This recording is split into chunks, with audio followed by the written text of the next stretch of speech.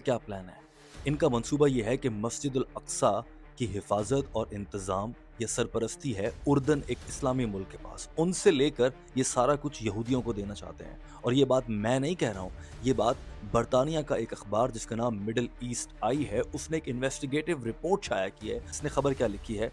US and Israel actively working to strip Jordan of Al Aqsa custodianship. इस report में बताया गया है कि कुछ ऑफिशियल्स ने अपना नाम जाहिर ना करने की शर्त पर हमें सीक्रेट इंफॉर्मेशन दी है। और वो इंफॉर्मेशन क्या है कि मस्जिदुल अक्सा जिसका इंतज़ाम इस वक्त उर्दन के पास है।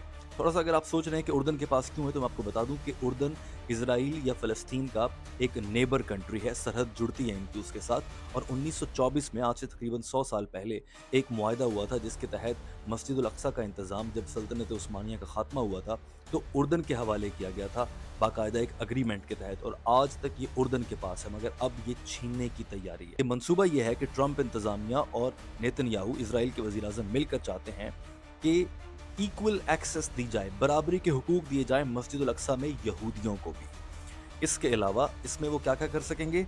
वो इमाम की तैनाती में अपनी दखल अंदाज़ी कर सकेंगे। अब यहूदी हमें बताएँगे कि मस्जिद अक्सा का इमाम कौन होगा? यहीं पर बात नहीं रुकती। मस्जिद के जो ऑफ़िशियल्स हैं, मुंतज़मीन हैं, वो कौन होंगे? ये यहूदी या इज़राइल मिलकर तय करेगा।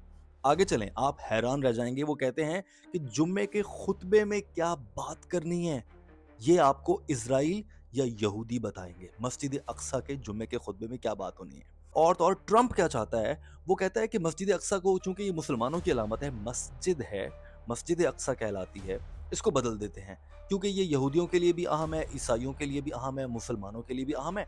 इसे हम एक टूरिज़्म सेंटर बनाएँगे, सियाहती मरकज़ बनाएँगे जहाँ पर दुनिया आएगी, घूमे-फिरेगी, या फिर वहाँ पर यहूदी भी अपनी इबादत करेंगे और इस मंसूबे के तहत यहूदी गिरोहों की सूरत में वहाँ पर इबादत कर सकेंगे, जो उर्दन से ये इंतज़ामात छीनने की कोशिश करेंगे। उसके बाद इनका प्लान ये है। इसके अलावा वहाँ पर ईसाई भी इबादत कर सकेंगे और मुसलमान भी कर सकेंगे और एक टूरिज़्म का मरकज़ होगा। लेकिन इस पर खतरा क्या है? क्या ये हो जाएगा या नहीं होगा? ये सवाल बहुत अहम है।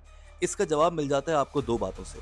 नंबर 1, क्या सऊदी अरब ये तस्लीम कर लेगा? हरगिज़ नहीं। सऊदी अरब उर्दन के साथ बेहतरीन ताल्लुकात में है।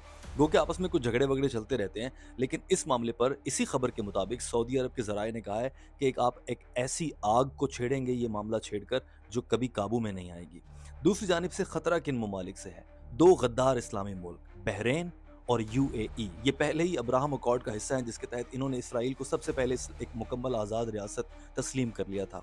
और अब भी इन्हीं ममालिक को मोरक्कश, सूडान, यूएई यानी कि दुबई या मुत्तहिदा अरब अमारात और इसके अलावा बहरीन, इनको ब्रीफिंग दी गई और इन्होंने चुप करके ब्रीफिंग में ये सारा मंसूबा सुना और इससे इत्तफाक भी कर लिया। मगर जब सऊदी अरब के एमबीएस के सामने ये मंसूबा रखा गया तो उसके कान खड़े हुए। उसने कहा हरगिज़ मैं ये बर्दाश्त नहीं करूँगा, और अगर आप ऐसा करेंगे तो आप खित्ते को एक नई आग में धकेल देंगे। ये भी कहा कि हमारा जो मुआहिदा 1924 में हुआ था, जिसमें कह दिया गया था कि उर्दन के पास इंतज़ामात रहेंगे, तो हम उस पर डटे हैं और इसको छेड़ा-छाड़ी बिल्कुल बर्दाश्त नहीं करेंगे। बहुत से लोगों का ये ख़्याल है कि दुनिया की ये तीसरी वर्ल्ड वॉर होगी और ये वर्ल्ड वॉर अब मज़ाहिब की बुनियाद पर होने जा रही है। आप क्या समझते हैं?